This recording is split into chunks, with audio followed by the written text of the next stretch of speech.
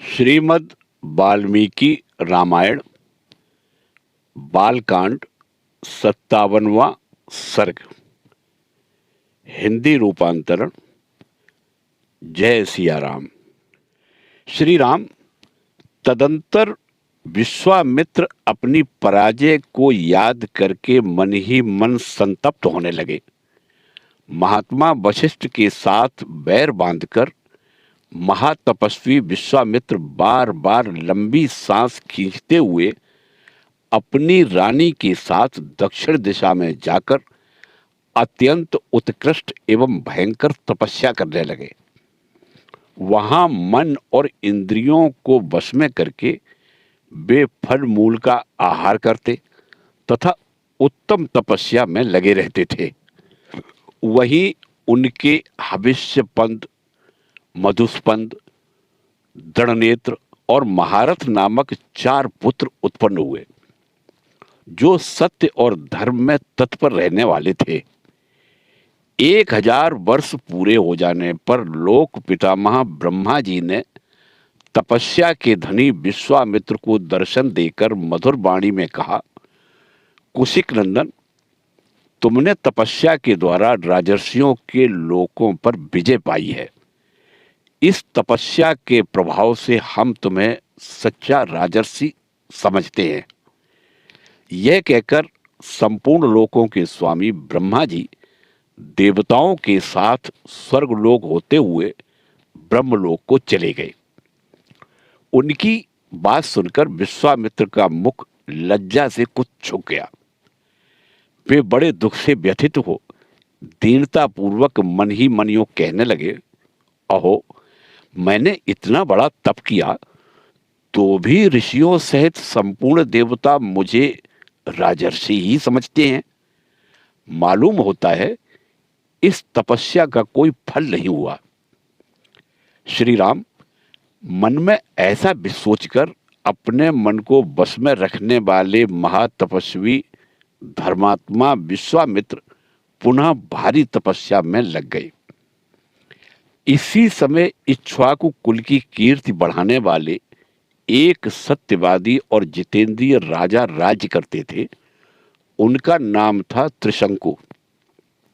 रघुनंदन, उनके मन में यह विचार हुआ कि मैं ऐसा कोई यज्ञ करूं जिससे अपने इस शरीर के साथ ही देवताओं की परम गति स्वर्गलोक को जा पहुंचूं। तब उन्होंने वशिष्ठ जी को बुलाकर अपना यह विचार उन्हें कह सुनाया। महात्मा वशिष्ठ ने उन्हें बताया, ऐसा होना असंभव है। जब वशिष्ठ ने उन्हें कोरा उत्तर दे दिया, तब वे राजा उस कर्म की सिद्धि के लिए दक्षिण दिशा में उन्हीं के पुत्रों के पास चले गए।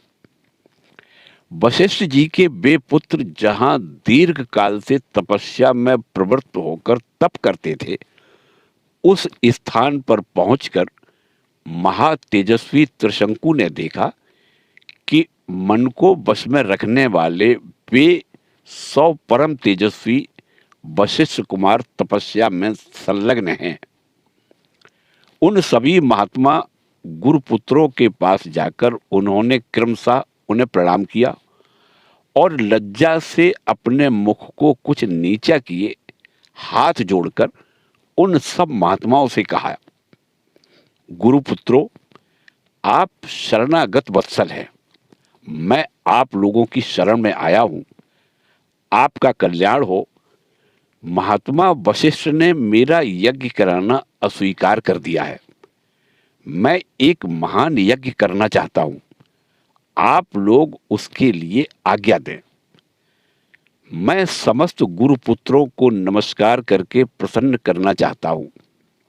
आप लोग तपस्या में संलग्न रहने वाले ब्राह्मण हैं। मैं आपके चरणों में मस्तक रखकर यह याचना करता हूं कि आप लोग एकाग्र चित्त हो मुझसे मेरी अभीष्ट सिद्धि के लिए ऐसा कोई यज्ञ करावे जिससे मैं इस शरीर के साथ ही देवलोक में जा सकूं।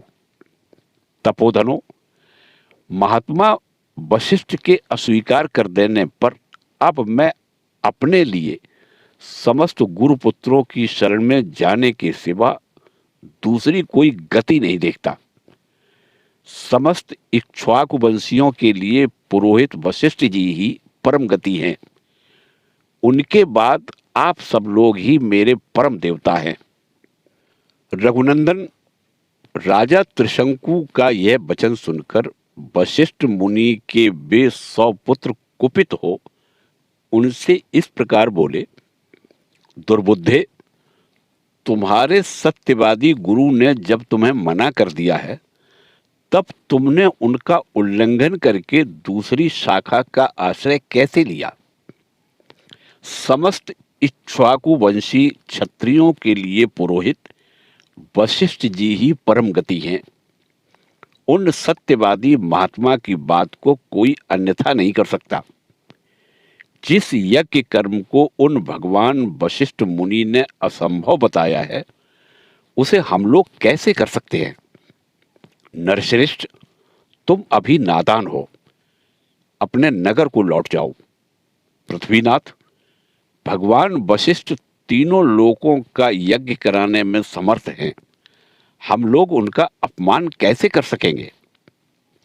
गुरुपुत्रों का वह क्रोध युक्त वचन सुनकर राजा त्रिशंकु ने पुनः उनसे इस प्रकार कहा, तपोधनो, भगवान वशिष्ठ ने तो मुझे ठुकरा ही दिया। आप गुरु पुत्रगण भी मेरी प्रार्थना नहीं स्वीकार कर रहे हैं, अतः आपका कल्याण हो। अब मैं किसी दूसरे की शरण में जाऊंगा। त्रिशंकु का यह घोर अभिसंधि रूप वचन सुनकर महर्षि के पुत्रों ने अत्यंत कुपित हो उन्हें श्राप दे दिया, अरे जा, तू चांडाल हो जाएगा। ऐसा कहकर वे महात्मा अपने अपने आश्रम में प्रविष्ट हो गए। तदंतर रात व्यतीत होते ही राजा त्रिशंकु चांडाल हो गए। उनके शरीर का रंग नीला हो गया, कपड़े भी नीले हो गए, प्रत्येक अंग में रूक्षता आ गई, सिर के बाल छोटे छोटे हो गए, सारे शरीर में चिता की राख सी लिपट गई, विभिन्न अंगों में यथास्थान लोहे के गहने पड़ गए। श्री राम, अपने राजा को चांडाल के रूप में देखकर सब मंत्री और पुरवासी जो उनके साथ आए थे उन्हें छोड़कर भाग गए। ककुत्थ नंदन, वे धीर पुरुष नरेश दिन रात चिंता की आग में जलने लगे और अकेले ही तपोधन विश्वामित्र की शरण में गए। श्री राम, विश्वामित्र ने देखा राजा का जीवन निष्फल हो गया है। उन्हें चांडाल के रूप में देखकर उन महातेजस्वी परम धर्मात्मा मुनि के हृदय में करुणा भर आई। वे दया से द्रवित होकर भयंकर दिखाई देने वाले राजा त्रिशंकु से इस प्रकार बोले, महाबली राजकुमार, तुम्हारा भला हो। यहां किस काम से तुम्हारा आना हुआ है? वीर अयोध्या नरेश, जान पड़ता है तुम साप से चांडाल भाव को प्राप्त हुए हो। विश्वामित्र की बात सुनकर चांडाल भाव को प्राप्त हुए और वाणी के तात्पर्य को समझने वाले राजा त्रिशंकु ने हाथ जोड़कर वाक्यार्थ कोविद विश्वामित्र मुनि से इस प्रकार कहा, महर्षि, मुझे गुरु तथा गुरु पुत्रों ने ठुकरा दिया। मैं जिस मनोभीष्ट वस्तु को पाना चाहता था उसे न पाकर इच्छा के विपरीत अनर्थ का भागी हो गया। सौम्य दर्शन मुनीश्वर, मैं चाहता था कि इसी शरीर से स्वर्ग को जाऊं, परंतु यह इच्छा पूर्ण न हो सकी। मैंने सैकड़ों यज्ञ किए हैं, किंतु उनका भी कोई फल नहीं मिल रहा है।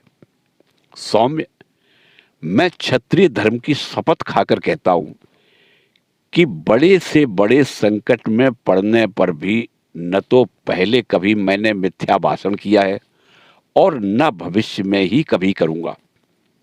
मैंने नाना प्रकार के यज्ञों का अनुष्ठान किया, प्रजाजनों की धर्मपूर्वक रक्षा की और शील एवं सदाचार के द्वारा महात्माओं तथा गुरुजनों को संतुष्ट रखने का प्रयास किया। इस समय भी मैं यज्ञ करना चाहता हूं, अतः मेरा यह प्रयत्न धर्म के लिए ही था। मुनिवर, तो भी मेरे गुरुजन मुझ पर संतुष्ट न हो सके। यह देखकर मैं दैव को ही बड़ा मानता हूं। पुरुषार्थ तो निरर्थक जान पड़ता है। दैव सब पर आक्रमण करता है, दैव ही सबकी परम गति है। मुने, मैं अत्यंत आर्त होकर आपकी कृपा चाहता हूं। दैव ने मेरे पुरुषार्थ को दबा दिया है। आपका भला हो, आप मुझ पर अवश्य कृपा करें। अब मैं आपके सिवा दूसरे किसी की शरण में नहीं जाऊंगा। दूसरा कोई मुझे शरण देने वाला है भी नहीं। आप ही अपने पुरुषार्थ से मेरे दुर्दैव को पलट सकते हैं। शतानंद जी कहते हैं, श्री राम, साक्षात चांडाल के स्वरूप को प्राप्त हुए राजा त्रिशंकु के पूर्वोक्त वचन को सुनकर कौशिक नंदन विश्वामित्र जी ने दया से द्रवित होकर उनसे मधुर वाणी में कहा, वत्स, इक्ष्वाकु कुलनंदन, तुम्हारा स्वागत है। मैं जानता हूं तुम बड़े धर्मात्मा हो। नृप्रवर, डरो मत, मैं तुम्हें शरण दूंगा। राजन, तुम्हारे यज्ञ में सहायता करने वाले समस्त पुण्यकर्मा महर्षियों को मैं आमंत्रित करता हूं। फिर तुम आनंद पूर्वक यज्ञ करना। गुरु के शाप से तुम्हें जो यह नवीन रूप प्राप्त हुआ है, इसके साथ ही तुम सदैव स्वर्गलोक को जाओगे। नरेश्वर, तुम जो शरणागत वत्सल विश्वामित्र जी की शरण में आ गए, इससे मैं यह समझता हूं कि स्वर्गलोक तुम्हारे हाथ में आ गया है। ऐसा कहकर महातेजस्वी विश्वामित्र ने अपने परम धर्मपरायण महाज्ञानी पुत्रों को यज्ञ की सामग्री जुटाने की आज्ञा दी। तत्पश्चात समस्त शिष्यों को बुलाकर उनसे यह बात कही, तुम लोग मेरी आज्ञा से अनेक विषयों के ज्ञाता समस्त ऋषि मुनियों को, जिनमें वशिष्ठ के पुत्र भी सम्मिलित हैं, उनके शिष्यों, सुहृदयों तथा ऋतुजों सहित बुला लाओ। जिसे मेरा संदेश देकर बुलाया गया हो वह अथवा दूसरा कोई यदि इस यज्ञ के विषय में कोई अवहेलनापूर्ण बात कहे, तो तुम लोग वह सब पूरा पूरा मुझसे आकर कहना। उनकी आज्ञा मानकर सभी शिष्य चारों दिशाओं में चले गए। फिर तो सब देशों से ब्रह्मवादी मुनि आने लगे। विश्वामित्र जी के वे शिष्य उन प्रज्वलित तेज वाले महर्षि के पास सबसे पहले लौट आए और समस्त ब्रह्मवादियों ने जो बातें कही थी उन्हें सबने विश्वामित्र जी से कह सुनाया। वे बोले, गुरुदेव, आपका आदेश या संदेश सुनकर प्रायः संपूर्ण देशों में रहने वाले सभी ब्राह्मण आ रहे हैं। केवल महोदय नामक ऋषि तथा वशिष्ठ पुत्रों को छोड़कर सभी महर्षि यहाँ आने के लिए प्रस्थान कर चुके हैं। मुनिश्रेष्ठ, वशिष्ठ के जो 100 पुत्र हैं, उन सब ने क्रोध भरी वाणी में जो कुछ कहा है वह सब आप सुन लीजिए। वे कहते हैं, जो विशेषता चांडाल है और जिसका यज्ञ कराने वाला आचार्य क्षत्रिय है, उसके यज्ञ में देवर्षि अथवा महात्मा ब्राह्मण हविष्य का भोजन कैसे कर सकते हैं, अथवा चांडाल का अन्न खाकर विश्वामित्र जी से पालित हुए ब्राह्मण स्वर्ग में कैसे जा सकेंगे। मुनिप्रवर, महोदय के साथ वशिष्ठ के सभी पुत्रों ने क्रोध से लाल आंखें करके ये उपर्युक्त निष्ठुरतापूर्ण बातें कही थी। उन सब की यह बात सुनकर मुनिवर विश्वामित्र जी के दोनों नेत्र क्रोध से लाल हो गए और वे रोष पूर्वक इस प्रकार बोले, मैं उग्र तपस्या में लगा हूं और दोष या दुर्भावना से रहित हूं, तो भी जो मुझ पर दोषारोपण करते हैं वे दुरात्मा भस्मीभूत हो जाए, इसमें संशय नहीं है। आज काल पास से बंधकर वे यमलोक में पहुंचा दिए गए। अब ये 700 जन्मों तक मुर्दों की रखवाली करने वाली, निश्चित रूप से कुत्ते का मांस खाने वाली मुष्टिक नामक प्रसिद्ध निर्दय चंडाल जाति में जन्म ग्रहण करें। वे लोग विकृत एवं विरूप होकर इन लोकों में विचरें। साथ ही दुर्बुद्धि महोदय भी, जिसने मुझ दोषहीन को भी दूषित किया है, मेरे क्रोध से दीर्घ काल तक सब लोगों में निंदित, दूसरे प्राणियों की हिंसा में तत्पर और दया शून्य निषाद योनि को प्राप्त करके दुर्गति भोगेगा। ऋषियों के बीच में ऐसा कहकर महातपस्वी, महातेजस्वी एवं महामुनि विश्वामित्र चुप हो गए। शतानंद जी कहते हैं, श्री राम, महोदय सहित वशिष्ठ के पुत्रों को अपने तपोबुल से नष्ट हुआ जान महातेजस्वी विश्वामित्र जी ने ऋषियों के बीच में इस प्रकार कहा, मुनिवरों, ये इक्ष्वाकु वंश में उत्पन्न राजा त्रिशंकु हैं। ये विख्यात नरेश बड़े ही धर्मात्मा और दानी रहे हैं तथा इस समय मेरी शरण में आए हैं। इनकी इच्छा है कि मैं अपने इसी शरीर से देवलोक पर अधिकार प्राप्त करूं। अतः आप लोग मेरे साथ रहकर ऐसे यज्ञ का अनुष्ठान करें जिससे इन्हें इस शरीर से ही देवलोक की प्राप्ति हो सके। विश्वामित्र जी की यह बात सुनकर धर्म को जानने वाले सभी महर्षियों ने सहसा एकत्र होकर आपस में धर्मयुक्त परामर्श किया। ब्राह्मणों, कुशिक के पुत्र विश्वामित्र जी मुनि बड़े क्रोधी हैं। ये जो बात कह रहे हैं उसका ठीक तरह से पालन करना चाहिए, इसमें संशय नहीं है। ये भगवान विश्वामित्र अग्नि के समान तेजस्वी हैं। यदि इनकी बात नहीं मानी गई तो ये रोष पूर्वक शाप दे देंगे। इसलिए ऐसे यज्ञ का आरंभ करना चाहिए जिससे विश्वामित्र जी के तेज से ये इक्ष्वाकु नंदन त्रिशंकु सशरीर स्वर्गलोक में जा सके। इस तरह विचार करके उन्होंने सर्वसम्मति से यह निश्चय किया कि यज्ञ आरंभ किया जाए। ऐसा निश्चय करके महर्षियों ने उस समय अपना अपना कार्य आरंभ किया। महातेजस्वी विश्वामित्र जी स्वयं भी उस यज्ञ में याचक हुए, फिर याजक हुए, फिर क्रमशः अनेक मंत्रवेत्ता ब्राह्मण ऋतिज हुए। उन्होंने कल्प शास्त्र के अनुसार विधि एवं मंत्रोच्चारण पूर्वक सारे कार्य संपन्न किए। तदंतर बहुत समय तक यंत्र पूर्वक मंत्र पाठ करके महातपस्वी विश्वामित्र जी ने अपना अपना भाग ग्रहण करने के लिए संपूर्ण देवताओं का आवाहन किया, परंतु उस समय वहां भाग लेने के लिए वे सब देवता नहीं आए। इससे महामुनि विश्वामित्र जी को बड़ा क्रोध आया और उन्होंने सुरवा उठाकर रोष के साथ राजा त्रिशंकु से इस प्रकार कहा, नरेश्वर, अब तुम मेरे द्वारा उपार्जित तपस्या का बल देखो।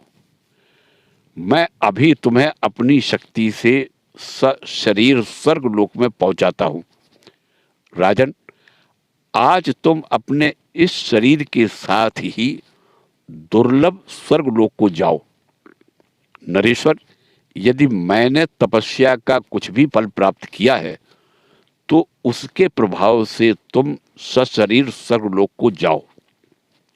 श्री राम, विश्वामित्र जी मुनि के इतना कहते ही राजा त्रिशंकु सब मुनियों के देखते देखते उस समय अपने शरीर के साथ ही स्वर्गलोक को चले गए।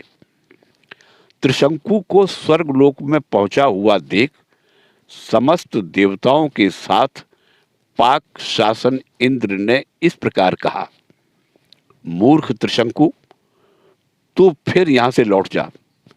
तेरे लिए स्वर्ग में स्थान नहीं है। तू गुरु के शाप से नष्ट हो चुका है। अतः नीचे मुंह किए पुनः पृथ्वी पर गिर जा। इंद्र के इतना कहते ही राजा त्रिशंकु तपोधन विश्वामित्र जी को पुकार कर त्राहि त्राहि की रट लगाते हुए पुनः स्वर्ग से नीचे गिरे। चीखते चिल्लाते हुए त्रिशंकु की वह करुण पुकार सुनकर कौशिक मुनि को बड़ा क्रोध हुआ। वे त्रिशंकु से बोले, राजन, वहीं ठहर जा, वहीं ठहर जा। उनके ऐसा कहने पर त्रिशंकु बीच में ही लटके रह गए। तत्पश्चात तेजस्वी विश्वामित्र ने ऋषि मंडली के बीच दूसरे प्रजापति के समान दक्षिण मार्ग के लिए नए सप्तर्षियों की सृष्टि की तथा क्रोध से भरकर उन्होंने नवीन नक्षत्रों का भी निर्माण कर डाला। वे महायशस्वी मुनि क्रोध से कलुषित हो दक्षिण दिशा में ऋषि मंडली के बीच नूतन नक्षत्र मालाओं की सृष्टि करके यह विचार करने लगे कि मैं दूसरे इंद्र की सृष्टि करूंगा अथवा मेरे द्वारा रचित स्वर्गलोक बिना इंद्र के ही रहेगा। ऐसा निश्चय करके उन्होंने क्रोधपूर्वक नूतन देवताओं की सृष्टि प्रारंभ की। इससे समस्त देवता, असुर और ऋषि समुदाय बहुत घबराए और सभी वहां आकर महात्मा विश्वामित्र जी से विनय पूर्वक बोले, महाभाग, ये राजा त्रिशंकु गुरु के शाप से अपना पुण्य नष्ट करके चांडाल हो गए हैं। अतः तपोधन, ये सशरीर स्वर्ग में जाने के कदापि अधिकारी नहीं है। उन देवताओं की यह बात सुनकर मुनिवर कौशिक ने संपूर्ण देवताओं से परमोत्कृष्ट वचन कहा, देवगण, आपका कल्याण हो। मैंने राजा त्रिशंकु को सदैव स्वर्ग भेजने की प्रतिज्ञा कर ली है, अतः उसे मैं झूठी नहीं कर सकता। इन महाराज त्रिशंकु को सदा स्वर्ग लोक का सुख प्राप्त होता रहे। मैंने जिन नक्षत्रों का निर्माण किया है वे सब सदा मौजूद रहें। जब तक संसार रहे तब तक ये सभी वस्तुएं जिनकी मेरे द्वारा सृष्टि हुई है सदा बनी रहें। देवताओं, आप सब लोग इन बातों का अनुमोदन करें। उनके ऐसा कहने पर सब देवता मुनिवर विश्वामित्र जी से बोले, महर्षि, ऐसा ही हो। ये सभी वस्तुएं बनी रहें और आपका कल्याण हो।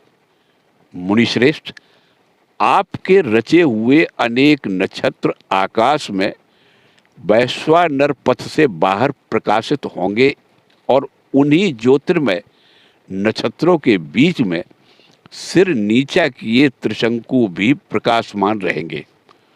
वहां इनकी स्थिति देवताओं के समान होगी और ये सभी नक्षत्र इन कृतार्थ एवं यशस्वी नृपश्रेष्ठ स्वर्गीय पुरुष की भांति अनुसरण करते रहेंगे।